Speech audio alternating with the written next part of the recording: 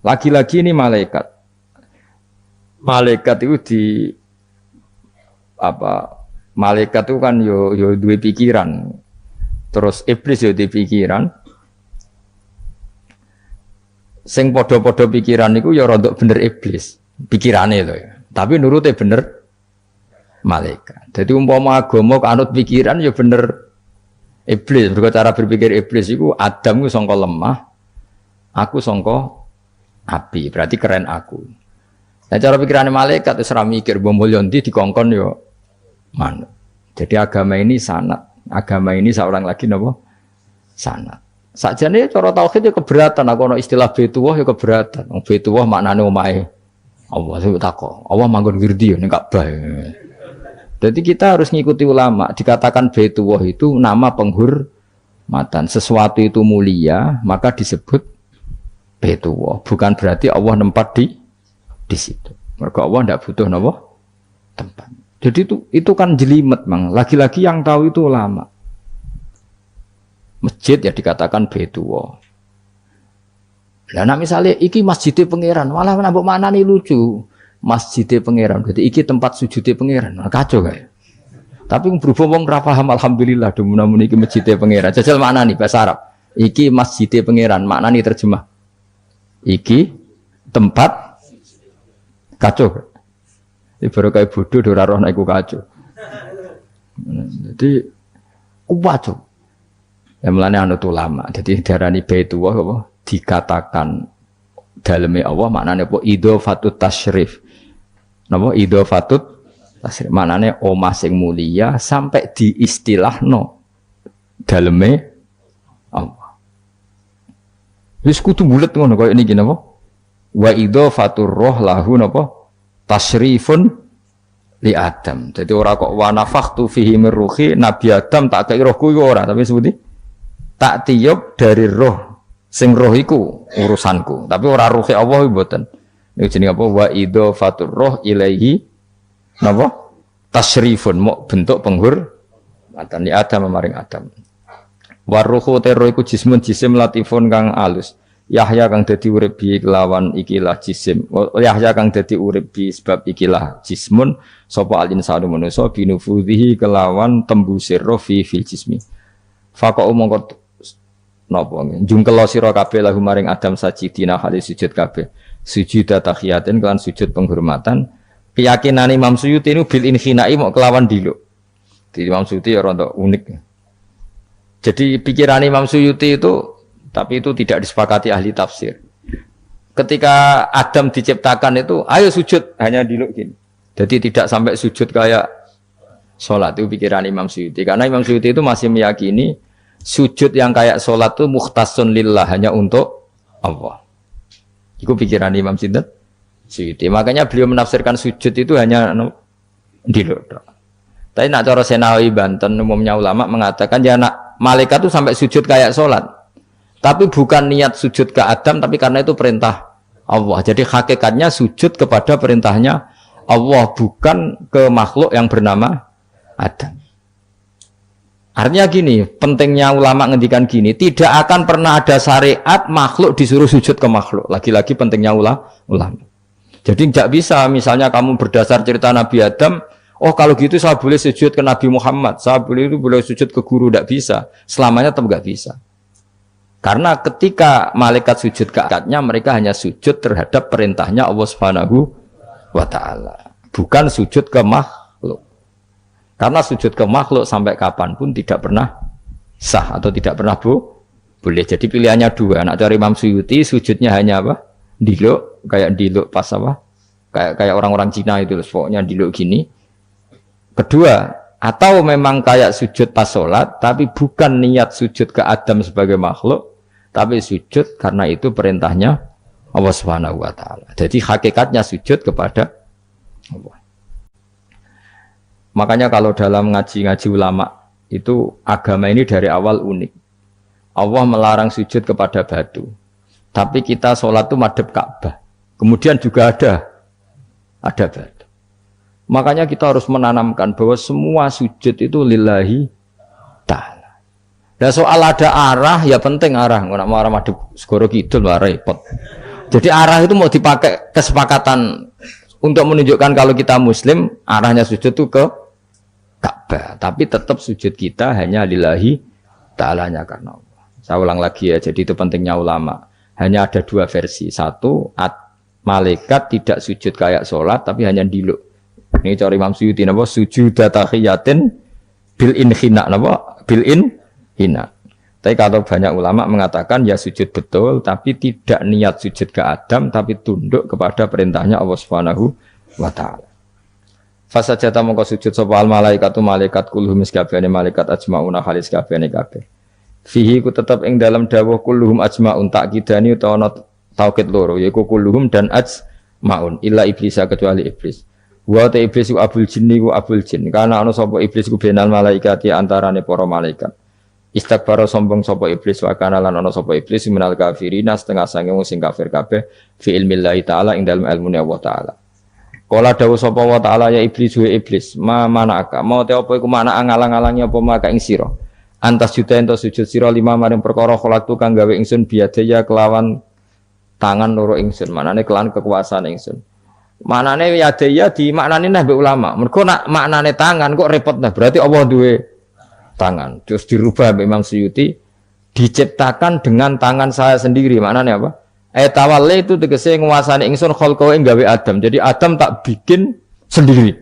Maknanya ya pokoknya ngono. Jadi biadaya itu istilah penghormatan. Bukan hakikatnya Allah bikinnya pakai tangannya. Wa hadza utawi iki ku tasyrifun iku bentuk penghormatan di Adam maring Adam. Fa inna kulla makhluqin mongko sak temene hakikate kabeh makhluk ya tawala nguasai sapa Allah khalqahu ing gawe kula makhluk.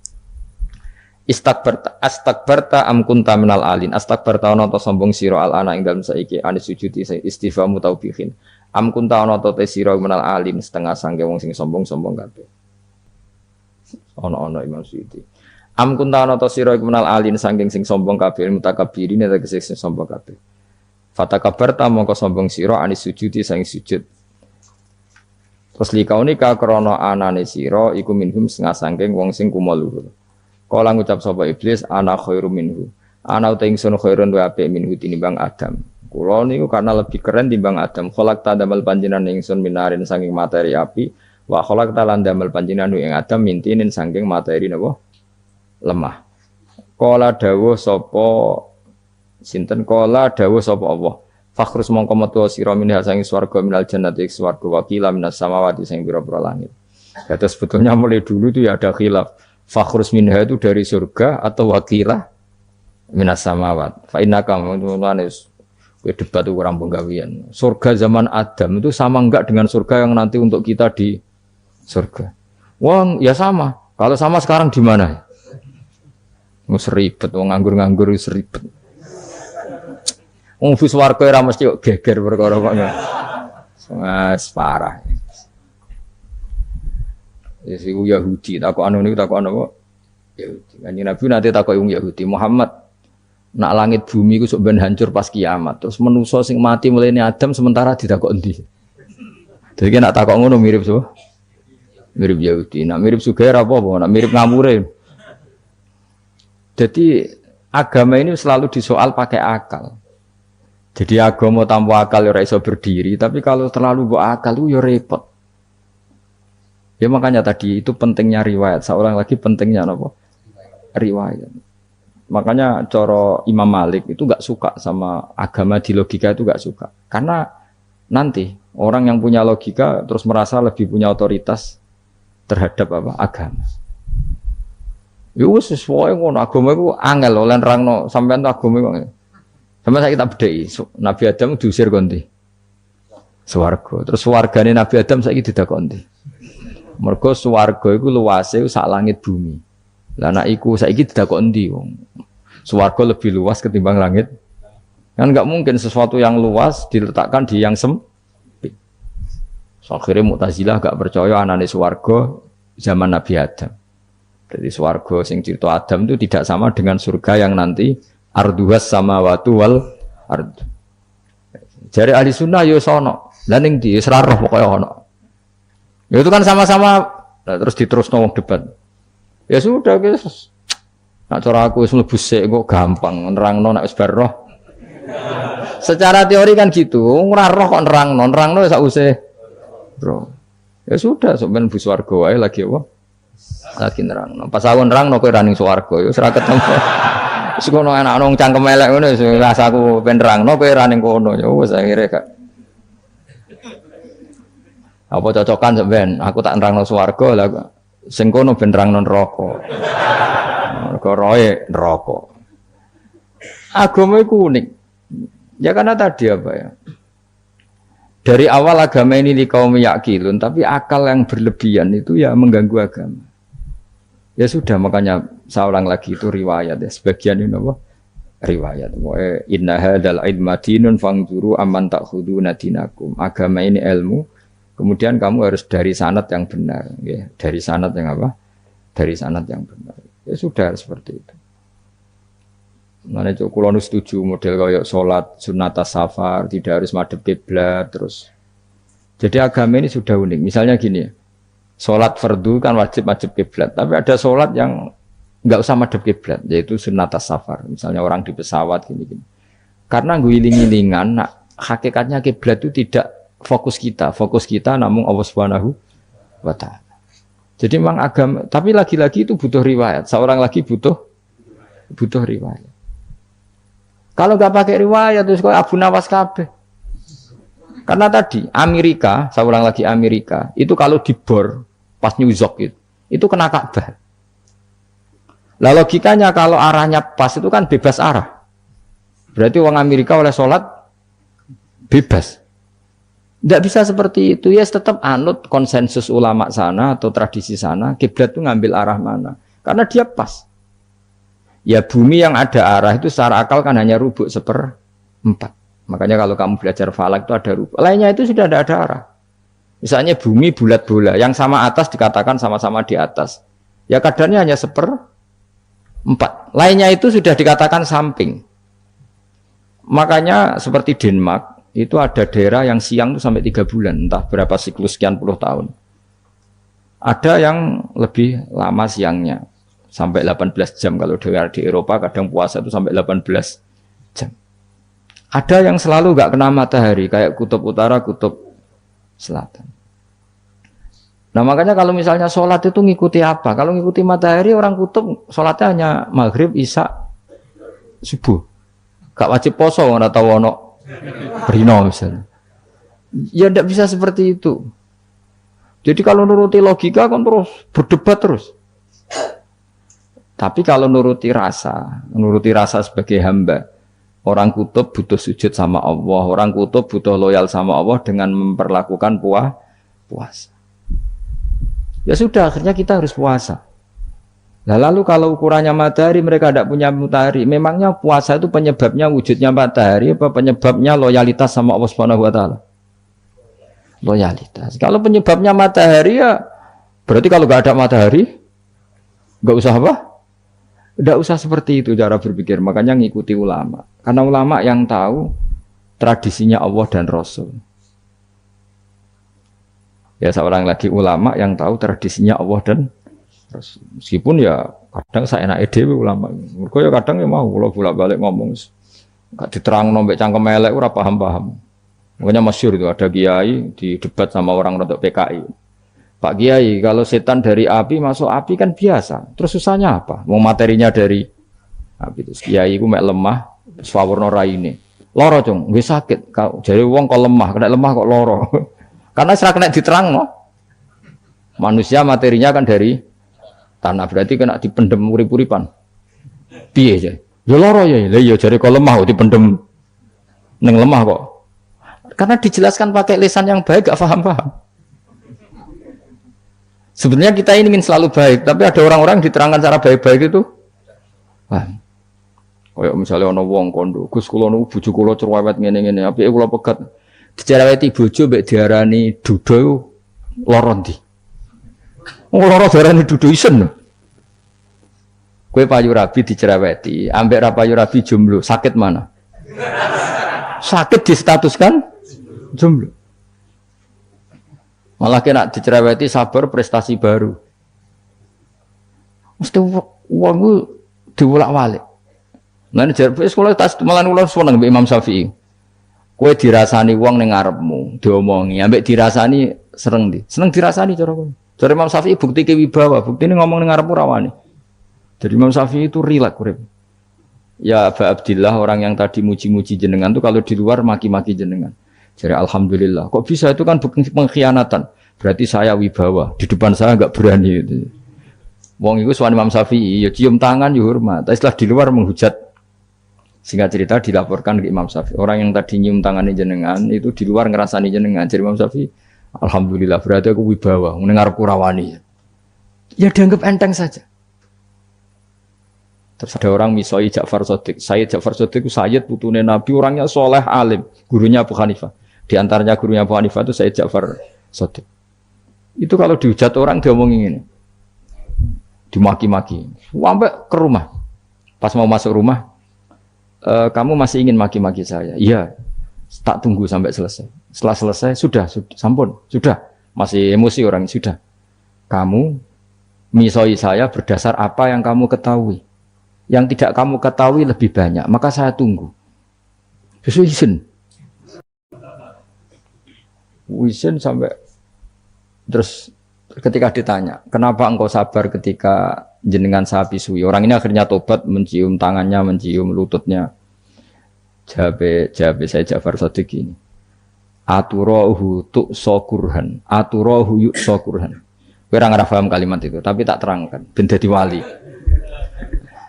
Kowe roh pangeran, ya tahu. Sing durakani pangeran tuh banyak enggak? Yang maksiati pangeran tuh banyak enggak? Ya banyak.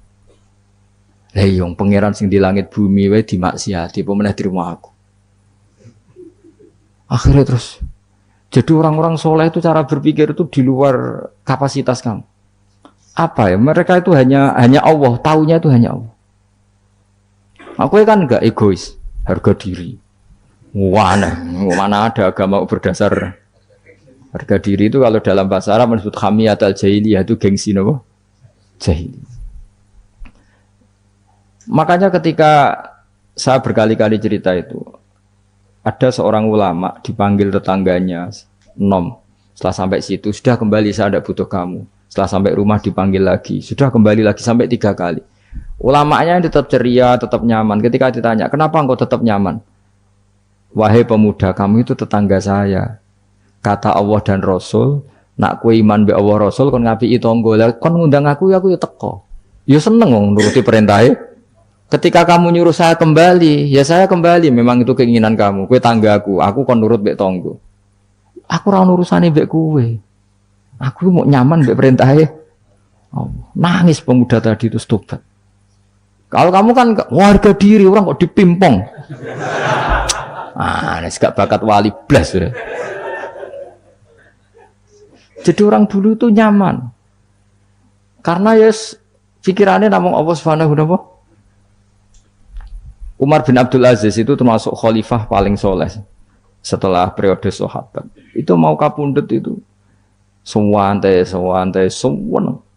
Ketika keluarganya menangis. Kenapa kamu menangisi saya?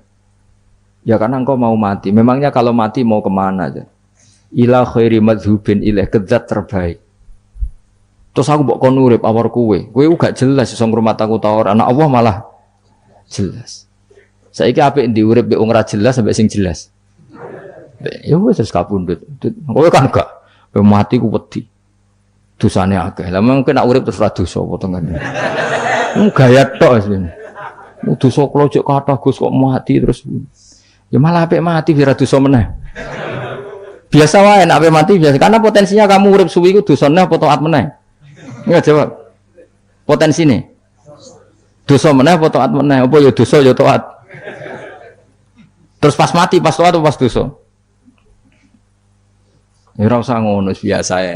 Ape mati ae matur pangeran Gusti nak saene mati nggih. Mati mawon nak saene urip nggih. Urip mawon Gusti semua anut jenengan Gusti.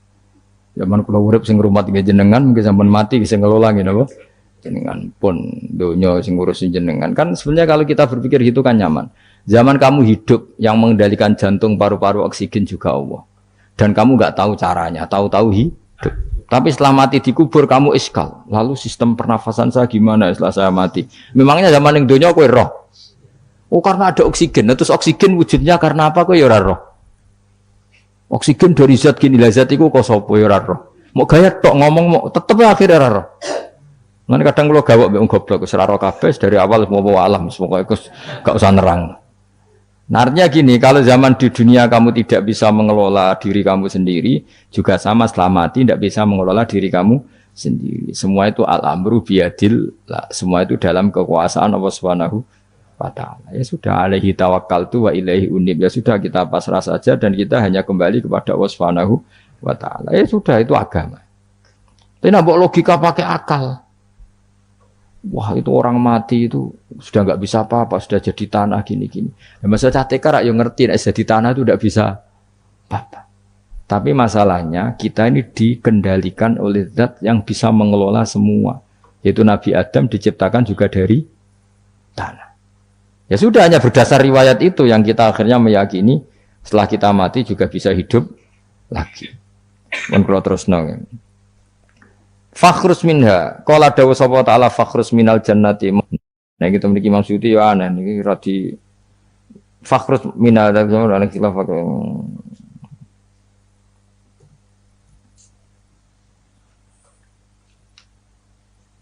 Fakhrus mongko metu sira minha sangi jannah minal jannati swarga wakila minas samawat. Fa inna kamangka sak temne sira rajimun wong sing dilanati matrudun sing kang dilanati. Wa inna alaika lan sak temne kowe ngatasi sira laknati lanat ingsun ila yaumiddin maring tumeka hari pembalasan il jaza. Kala ngucap sapa iblis robbi do pengiran ingsun fang fir mongko kula aturi ngeki tempo panjenengan ingsun ila yaumi batun maring dinane dintangeno sapa manusa inas. Kala dawuh sapa fa inna kamangka sak temne sira iku minal mungdharin saking wong sing dikai tempo ila yaumil waqtil ma'lum tumeka maring dina sing ditentono. Waqtan nafkhatil ula wektu tiupan sing pertama. Kala ngucap sapa iblis fa bi izzati mongko demi kehormatan panjenengan la ukhwiyanna. Iktine bakal nyesatno ingsun hum ing para manusa ajmain khalis kabehane kabeh. Jadi iblis wis bersumpah akan menyesatkan semua manusia. Tapi rasa khawatir iblis itu ya dhaif, iblis ya lemah. Nyatane yo kowe tetep ngaji jalalan. Berarti ora sukses menyesatkan. Kodang di kowe iblis. Yo kodang sampeyan, dikon ra ngaji tetep ngaji. Dikon paham tetep ra paham. Berarti iblis itu enggak keren loh. Betul, saya setiap melihat orang sholat itu menyaksikan kekalahan apa? Iblis. Jadi iblis itu ya kalah ora kok hebat ya ora. Biasa mawon, ora usah sing hebat sing namung pangeran. Illa ibadaka kecuali kaulane panjenengan sange ibad al-mukhlasina sing ikhlas kabeh. Jadi dari awal iblis wis menyerah ngadepi orang sing ikhlas. Ikhlas itu dimulai dari awalnya. Cara bahasa Inggris pokoknya hilir sampai hulu sampai hilir kudu ikhlas kabeh. Misalnya kita duit, yakin nah iku wae Allah. Sehingga kita ketika ngasihkan orang itu kamu enggak merasa itu milik kamu. Sehingga enggak gampang undat. Selagi itu kamu benar keduanya awalnya salah itu masih mungkin tidak ikhlas. Uang ini milik saya, tak kasihkan kamu dengan ikhlas. Kalimat milik saya ini menjadikan suatu saat kamu jadi undat-undat karena milik saya. Tapi kalau ikhlasnya dari depan. Uang ini milik Allah, ilmunya bahak milik Allah. Terus tak kasihkan kamu juga hambanya. Dari awal kan merasa saya tidak punya apa-apa. Tapi selagi saya ikhlasnya hanya separuh, ilmu saya tak kasihkan kamu karena Allah. Berarti masih potensi enggak ikhlas. Ya, jadi kalau ngelatih ikhlas itu harus dua-duanya. Kamu punya uang milik Allah, punya ilmu milik Allah, punya jabatan milik Allah. Kemudian kamu kasihkan sesuai perintah Allah. Itu lebih mudah ikhlas karena la haula wala quwata illa billah. Selagi masih separuh saja salah, itu potensi berikutnya juga ikut salah. Misalnya aku ngurmat yatim kok ikhlas, duitku tak kena. Kata duitku itu menjadikan suatu saat. Dulu tak rumat, terus saiki jebule lali aku. Tapi kalau alhamdulillah saya pernah digerakkan Allah ngurmat yatim dengan milik Allah juga. Sehingga kita sekedar pernah melakukan ketaatan ini senang. Enggak penting berikutnya anak yatim ini nanti peduli kita apa enggak penting. Itu ikhlas ya. Ikhlas itu sesuatu yang semuanya lillahi ta'ala ya. Dan inna sholati wa nusuki wa mahyaya wa mamati lillahi rabbil alamin. Itu iblis is menyerah. Kecuali hamba jenengan sing ikhlas. Qala fal haqqu wal haqqu aqul. Binasfi fal haqqu mongko te barang kebenaran wal haqqu aqul. binas bihima kelawan nasabnya fal haqqu wal haqqo wa rafil awal wa nasbisani fanasbu bil fi'li ba'da wa nasbu awal kila bil fi'lil madhkur wa kila alal masdar ya haqqu hiqqu al haqqo wa kila ala nasi harfil qasam wa rafu ala mubtada'un mahdhuful khabar fal haqqu minni wa kila fal haqqu qasami wa jawabul qasam la amna yaktine bakal ngebayi ingsun jahannam ing neraka jahanam mingkar sange sira Abi dzurriyyat tiga tekse kelan dzurriyyah panjenengan manan sange wong tabi kang anut sapa man ka ing sira minim sange para manusa ajmaina hadis kabehane kabeh. Niku mon bakasan-bakasane aku wis pokoke sampean maca kena kira kita napa qala fal haqqu wal haqqo napa aku mun liyane niku kira macam-macam wonten sing napa nasab rofa ana sing nasab pokoke niku kados khilaf-khilaf niku. La'am nayaktine bakal ngebae ingsun jahanam namain neraka jahanam nika sing sira bidzuriyatika kelaman anak turun sira. Wa mimanan sange wong tabi kang anut sapa man ka ing sira minum sange anas ajmaina halis kabehane kabeh. Kul ngucap sira Muhammad ma as'alukum ora njaluk ingsun kuming sira kabeh alaihi ngatasi iki ala tablighi risalah tegese ngatasi nyampe utusan min ajrin saking opah apa wae julin tegese opah. Ajrin maknane julin. Wa ma'ana lan ora ana sange utawi ingsun munal mutakallifina iku wong sing memaksakan kebenaran kabeh. Maksudnya mutakallifin memaksakan kebenaran sampai tak rewangi bohong, tak rewangi rekayasa ilmu taqawilina. Tegese wong sing gawe-gawe kabeh Al-Qur'an ing Qur'an min tilqai nafsi saking sisi awak dhewe ingsun. In huwa ora ana te Qur'an ilmal Qur'an ora ana te Qur'an iku illa dzikrun kecuali dadi kehormatan atau dadi zikir atau dadi nasihat. Aidhatun tegese dadi nasihat lil alamina kedhe wong salam kabeh. Lil insi tegese kedhe manusa wal jinni lan jin wal uqala ilan pira-pira wong sing duweni akal dunal malaikati ora kok malaikat niki. Tapi niki nggih pendapat dunal malaikat. Maksudnya Quran itu memperingatkan orang supaya dari tidak soleh menjadi soleh. Sementara malaikat mesti nawa soleh. Jadi nggak perlu diperingatkan dengan apa? Quran. Tapi niki pendapat Imam Suyuti. Banyak ulama yang mengatakan malaikat pun butuh Quran karena untuk tasyrif, untuk satu kehormatan. Kan masyhur itu khilafnya ulama. Apakah malaikat itu termasuk umatnya Kanjeng Nabi Muhammad SAW? Ada ulama yang mengatakan cara pandang Nabi diutus itu untuk mensolehkan yang tidak soleh. Atau mensolehkan yang potensi tidak soleh. Kan orang itu ada dua. Ada yang memang tidak soleh disolehkan. Ada yang potensi tidak soleh. Sebetulnya sudah soleh tapi potensi juga tidak soleh. Terus disolehkan. Nah malaikat ini kan tidak berpotensi maksiat. Sehingga nggak butuh nabi. Saya ulang lagi. Malaikat itu kan nggak mungkin tidak soleh. Selalu soleh. Berarti nggak butuh nabi. Itu cara pikiran Imam Suyuti. Sehingga dia mengatakan Quran itu memperingatkan semuanya kecuali malaikat karena malaikat tanpa diperingatkan sudah soleh. Tapi kata ulama yang lain tidak seperti itu. Malaikat tetap senang sebagai umatnya Rasulullah Shallallahu Alaihi Wasallam karena butuh status tasyrif. Tasyrif itu keren. Nanti takok itu melok kelompok isopo, melok kelompok Kanjeng Nabi Muhammad Shallallahu Alaihi Wasallam. Sehingga kalau nanti ditanya Allah, mimman anta misalnya, min ummati habibika Muhammad. Itu keren, kayak termasuk umatnya kekasihmu Nabi Muhammad Shallallahu Alaihi Wasallam. Lalu kamu ngikuti apa? Yo min ahsani kitabik, macam ngikuti kitab terbaikmu ya Allah. Sehingga mereka ikut umatnya Nabi bukan karena disolehkan, tapi karena tasrif, satu kehormatan. Itu yang diikuti ulama. Tradisi kita ahli sunnah ngikuti yang pendapat itu. Ngikuti bahwa malaikat pun suka dikategorikan umatnya Kanjeng Nabi Muhammad Sallallahu Alaihi Wasallam karena nambahi tasyrif, nambahi apa? Tasyrif. Masyhur itu Imam Suyuti dalam hal ini kita ngikuti ulama mayoritas, bukan ngikuti yang ini. Masyhur kan Jibril ditanya, kan itu ketika Jibril ketemu Nabi Muhammad ditanya, untungnya apa? Kamu jadi safir. Safir itu kira-kira terjemahan bebasnya panitia saya. Jibril itu kan ya jauh dari langit turun bumi, dari langit itu kan jauh. Terus kamu untungnya apa? Karena Jibril itu tahu betul peristiwa yang pernah dilakukan Allah. Yaitu kayak apa malaikat yang di langit bisa diusir karena kesalahan tertentu. Malaikat yang sok suci kayak siapa itu Harut Marut juga dihinakan seperti itu. Dan Jibril tahu betul Allah itu yaf'alu ma yasha. Jadi yang sekarang malaikat bisa saja jadi pokoknya tahu betul Allah bisa melakukan apa saja. Karena Jibril tahu betul Allah karena dia ketua malaikat. Kan kita tahu misalnya ada sejarah siapa? Harut Marut dari malaikat menjadi hina seperti itu. Terus Jibril akhirnya tanya, ya sudah Jibril punya terus ditanya Nabi, kamu untungnya apa setelah jadi safir saya, jadi panitia yang ngurusi wahyu. Terus kata malaikat Jibril, saya tidak pernah merasa aman. Apakah saya selalu dalam posisi ini, posisi terhormat, kecuali setelah menjadi safir, menjadi pelayan kamu, ketika aku distatuskan oleh Allah apa itu innahu laqaulu rasulin karim dzi quwwatin inda dzil arsy makin muta'in tamma amin. Terus ganti baru setelah itu saya merasa aman bahwa posisi saya aman karena Quran itu abadi ila yaumil qiyamah ila mala mi'adalah, pokoknya Quran itu abadi dan di Quran itu saya distatuskan muta'in tamma amin. Berarti saya merasa aman tidak akan dirubah kestatusan saya malaikat semenjak saya jadi safirmu.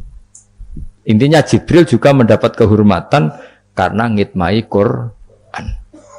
Paham ya? Makanya kita di sini mengatakan ini pendapat Imam Suyuti, tapi hampir semua ulama berpendapat apa?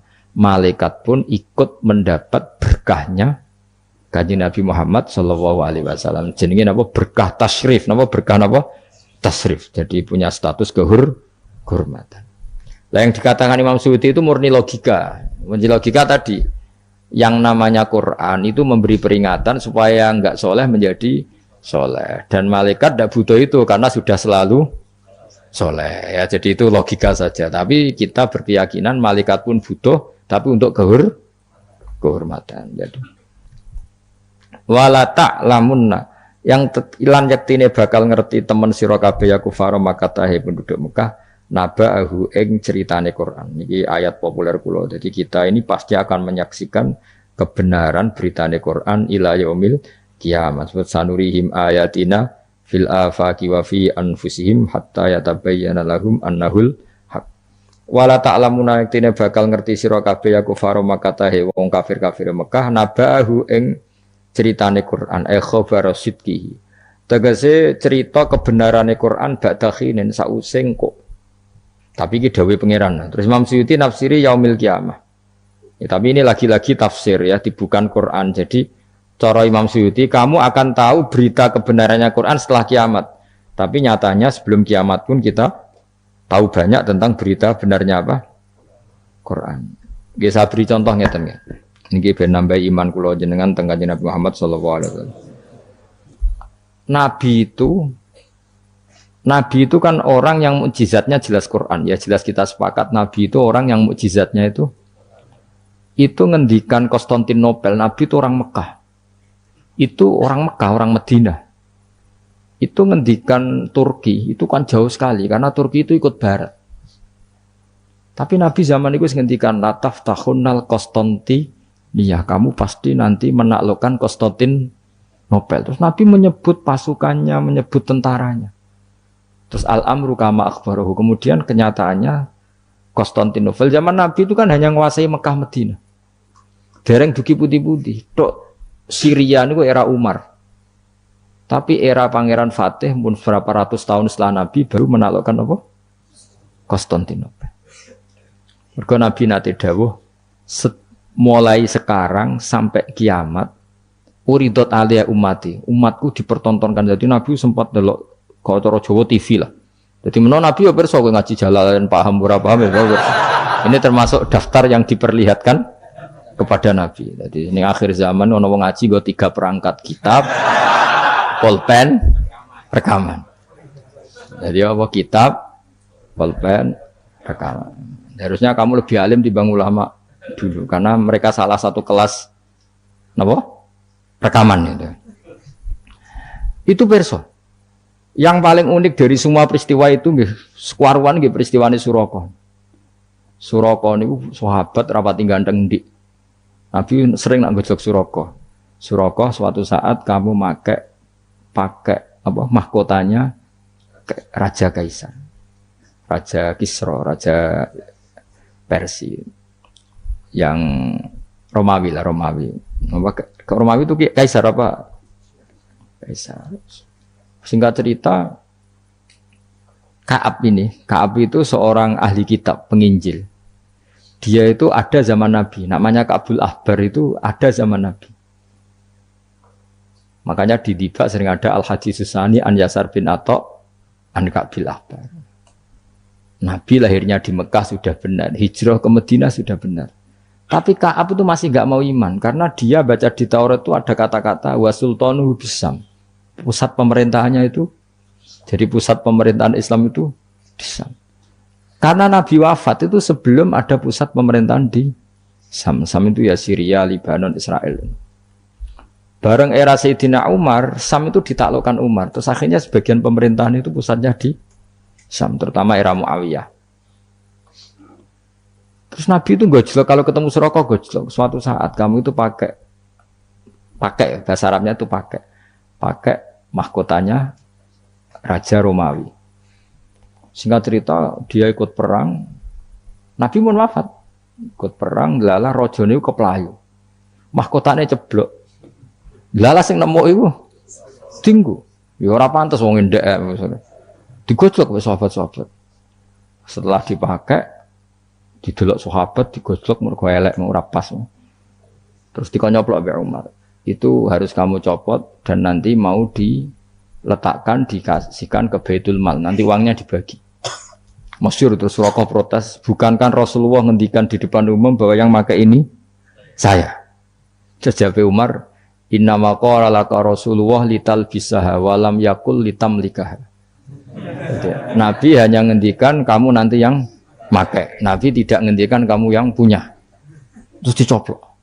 Lu bisa kamu bayangkan kejadian itu puluhan tahun setelah Nabi wafat, tapi Nabi ngendikan itu detik. Yang mengalahkan itu Umar. Nanti yang pakai mahkotanya itu. Coba misalnya saya ngomong kue, jebule Suraka mati sedurunge peristiwa itu. Kacau kan? Atau Umar meninggal sebelum penaklukan ini. Nabi itu ngendikan itu detik. Jadi Nabi ya persona, kue sok ben ngaji Jalalain terus paham ra paham guyu persona kabeh. Nah, begitu juga penelitian keilmuan sekarang itu banyak yang mengarah mendukung makna-makna Quran.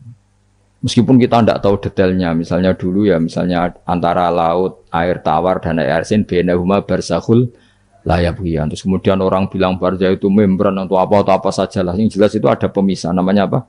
Barzah, antara laut asin dan laut apa?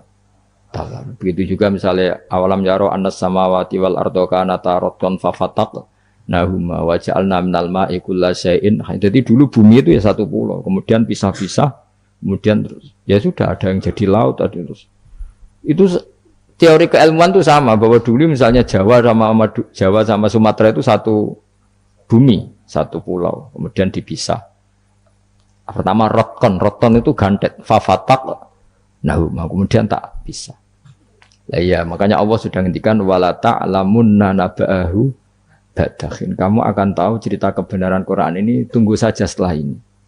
Nah kemudian hanya ulama yang mengatakan yaumal kiamat, tapi itu lagi-lagi itu tidak Quran. Quran hanya ngendikan ba'dahin. Yang yaumal kiamat itu ngendikane ulama. Makanya kita harus paling gampang tuh hadis. Us jelas tuh hadis. Pokoknya hadis tentang sosial. Suatu saat akan datang zaman qalilin ulama'uhu tapi kasirin. Wah, itu ratri mau bener banget ya. Yang ulamanya sedikit, tukang khutbah ya, tukang pidato maksudnya. Wah, guys, ratri mau bener banget. Dan itu Nabi ngendikan tuh detail, terutama sama delok. Saya kan punya kitab namanya Sirah Nabawiyah, juga punya kitab banyak lah tentang itu sampai Imam Bukhari itu kenangannya itu. Imam Bukhari yang meriwayatkan hadis suatu saat kamu membuka Konstantinopel itu masih Kristen. Semua Konstantinopel rawinya itu ya nggak ngerti, pokoknya ngomong aja sanate ngono mendingan. Ditakok ilah kapan bos, pokoknya sanate ngono. Tapi sekarang jadi nyata Konstantinopel Turki itu dulu ketika Imam Bukhari meriwayatkan hadis itu masih dikuasai no? Kristen. Tapi Nabi ngendikan detail delok tentang Bukhari, Kitab Alamatin Nubuwah. Itu detail sekali. Innakum sataftahuna Misra, kada sataftahuna itu sampai Padahal Nabi buatan menangi terbukanya Irak, terbukanya beberapa negara Nabi buatan menangi, Pak. Tapi zaman Nabi ketika itu detail. Sataftahuna qaisar fala qaisar ba'da wasaftahuna rumfal. Itu detail. Sampai ya itu di sedetail nanti yang pakai mahkotanya itu kamu. Terus setelah nyata. Maksudnya nyata itu ya emang bener-bener sing nemu itu Surabaya kok ora liya. Ya, karena Nabi nanti ngendikan uridot ale umat itu semua yang akan terjadi la yaumil kiamah itu pernah uridot, namun dipertontonkan, diperlihatkan ning kanjeng Nabi Muhammad sallallahu alaihi wasallam terus dihentikan. Makanya saya jamin asal riwayat itu sahihah, saya ulang lagi asal riwayat itu sahihah dan benar nisbat itu ke Nabi pasti akan terjadi sesuai dawuh kanjeng Nabi Muhammad sallallahu alaihi wasallam. Dan kalau ada yang tanya, tapi saya pernah baca hadis ini kok nyatanya enggak terjadi, itu berarti ada masalah di riwayatnya apa? Ada masalah di riwayatnya. Tapi kalau asal hadis itu sahih, saya ulang lagi apa? Itu pasti akan kejadiannya seperti itu. Ba'da khirin sa'usai siji mongso yaumil qiyamah. Terus wa alima te lafat alima iku ning kene bimana arafa kene makna arafa wala mutilam qabla sedurunge lafat alima rupane latak lamunna iku lamu kosamin iku lamu kosam muqaddarin kang den kira-kirano wawahi maksudnya lamu kosamin lam kosam sing sifate kosam muqaddarin kang den kira-kirano maknane wahi latak lamunna nabahu batahin menurut surat